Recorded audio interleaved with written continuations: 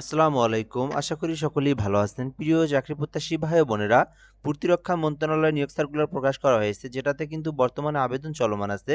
তো এই সার্কুলারটা আপনারা দেখতে পারেন, এখানে বেশ কিছু পদসংখ্যা আছে, 13টি পদ আছে। তো আমরা আজকের ভিডিওতে এই সার্কুলার নিয়ে সকল কিছু আপনাদেরকে সুন্দর করে বুঝিয়ে দেওয়ার চেষ্টা করব। তো আপনারা চাইলে ফুল ভিডিওটা দেখতে পারেন, তাহলে কিন্তু এই সার্কুলার সম্পর্কে সকল কিছু আপনি জানতে পারবেন। এটা হচ্ছে প্রতিরক্ষা মন্ত্রণালয়ের নিয়োগ সার্কুলার। প্রতিরক্ষা মন্ত্রণালয়ের আওতাধীন বাংলাদেশের সমরাস্ত্র কারখানা বিওএফ এর জন্য নিম্নবর্ণিত দশম গ্রেডভুক্ত অসামরিক শূন্যপদসমূহে নিয়োগের মাধ্যমে পূরণের লক্ষ্যে প্রকৃত বাংলাদেশী নাগরিকদের নিকট হতে অনলাইন আবেদনের জন্য আহ্বান করা যাচ্ছে।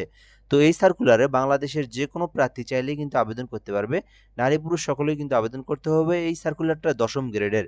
তো এই বিষয়গুলো আমরা এখান থেকে দেখলাম। তো এক নম্বরে দেখবো এখানে যে পদে নিয়োগ দেওয়া হবে সেই পদের নাম দেওয়া আছে এখানে উপসহকারী প্রকৌশলী দশম গ্রেড, যেটার বেতন স্কেল 2015 অনুযায়ী 16,000 থেকে 38,000 টাকা পর্যন্ত।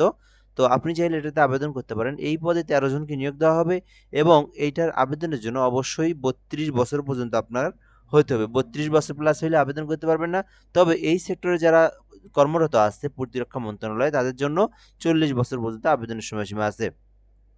শিক্ষাগত যোগ্যতা চাওয়া হয়েছে এখানে কোনো স্বীকৃতি ইনস্টিটিউট হইতে mechanical, electrical, automobile, wood work, refrigeration, electronics, computer, metallurgy, chemical, ড্রাফটশিপে বিষয়ে 3 বছরের মেয়াদী ডিপ্লোমা। অর্থাৎ এখান থেকে আপনারা 3 বছর মেয়াদী যদি ডিপ্লোমা করে থাকেন, এখানে যে ট্রেডগুলো দেওয়া আছে, যে ডিপার্টমেন্টগুলো দেওয়া আছে, আমি আরেকবার বলবো: mechanical, electrical, automobile, wood work, refrigeration, electronics, computer, metallurgy, chemical, draughtsmanship. তো এই যে এখান থেকে যে ট্রেডগুলো আছে, এখানকার মধ্যে যে কোনো ট্রেড নিয়ে যদি আপনি 3 বছর মেয়াদী ডিপ্লোমা করে থাকেন, তাহলে কিন্তু আপনি উপসহকারী প্রকৌশলী পদে আবেদন করতে পারবেন দশম গ্রেডের।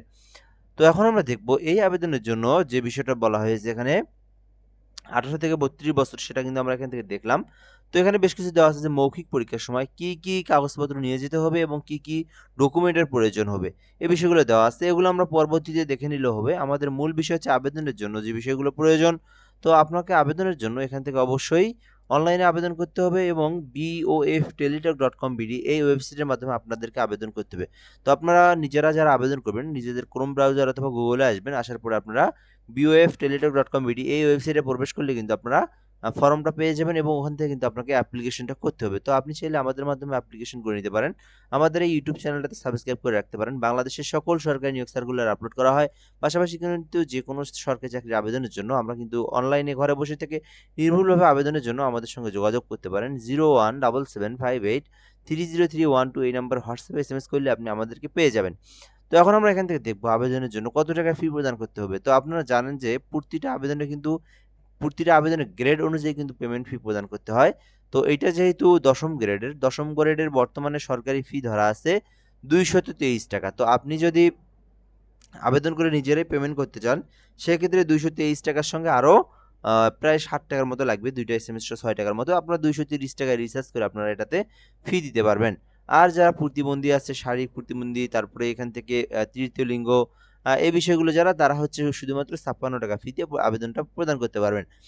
আর যদি আমরা এখান থেকে দেখি আবেদনের জন্য কত টাকা ফি দিতে হবে, সেটা রিসার্চ করার পরে কিভাবে আপনি ফিটা জমা দিবেন, এই বিষয়টা এখানে বলা আছে। তো আপনাকে প্রথমে টেলিটক সিমে রিসার্চ দেওয়ার পরে আপনারা যে মেসেজ বক্স আছে, ওখানে আসার পরে বিওএফ স্পেস দেওয়ার পরে যে ইউজার আইডি আছে ABCDEF, যেখানে একটা এক্সাম্পল দেওয়া আছে, সো এখান থেকে বিওএফ স্পেস ইউজার আইডি লিখে 16 নাম্বার আপনারা সেন্ড করবেন। পরবর্তীতে যে পিন নাম্বার দেওয়া হবে, সেই পিন নাম্বার দিয়ে আপনাদেরকে BOF space ES space pin number দিয়ে 16 নাম্বার আপনাদেরকে সেন্ড করতে হবে। তো সেন্ড করলে কিন্তু আপনার অ্যাপ্লিকেশনটা হয়ে যাবে এবং আপনার পেমেন্টের টাকাটাও কিন্তু কেটে নেওয়া হবে। তো এটাই ছিল মূলত বিষয়।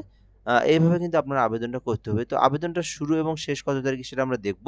আবেদনটা 10 ডিসেম্বর থেকে আবেদনটা শুরু হয়েছে, যেটা কিন্তু 2026 সালের জানুয়ারি মাস পর্যন্ত আপনারা আবেদন করতে পারবেন। অর্থাৎ জানুয়ারি মাসের 8 তারিখ পর্যন্ত সময় আছে। এর মধ্যে কিন্তু আপনাদেরকে এই সার্কুলারে আবেদন করতে হবে।